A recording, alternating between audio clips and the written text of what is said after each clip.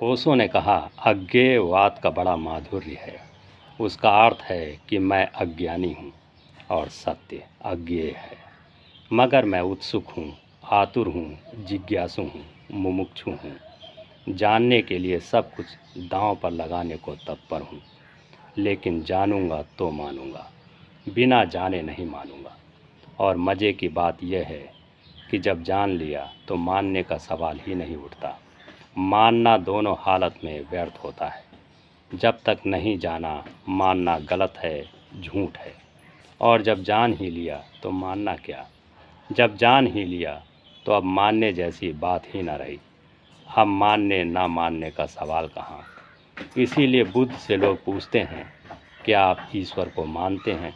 वे मुस्कुरा कर चुप रह जाते हैं। जानने वाला नहीं हाँ भरेगा कि मानता हूँ, क्योंकि मानना तो ना जानने वालों का धंधा है।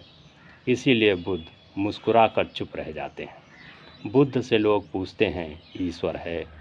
तो वे कुछ नहीं कहते। बुद्ध से लोग पूछते हैं, ईश्वर नहीं है? तो वे कुछ नहीं कहते।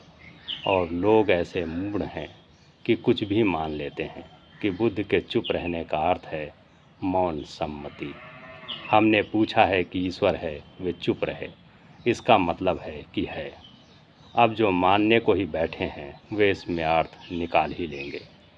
इसीलिए बुद्ध के मर जाने के हजारों साल बाद उनके हजारों अर्थ हो गए।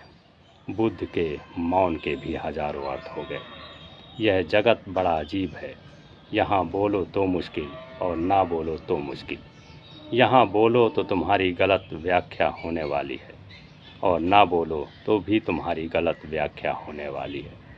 बुद्ध ने कुछ भी नहीं कहा और कितने अर्थ निकले। बुद्ध के मरने के बाद 36 संप्रदाय हो गए बौद्धों के। मूढ़ संप्रदाय बनाने में इतने उत्सुक हैं। कुछ ने कहा कि ईश्वर है, इसलिए बुद्ध चुप रहे, क्योंकि उस अनिर्वचनीय को कहा नहीं जा सकता। वह अवर्णनीय है, अवाक्य है, इसलिए चुप रहे।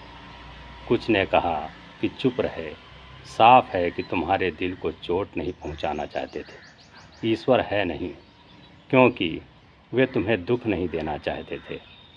वे अहिंसक थे, नहीं किसी की धारणा को वे दुख देना चाहते थे। क्यों किसी के आधार को छीने। लोगों को तिनके के सहारे हैं, उनके तिनकों को क्या छीनना।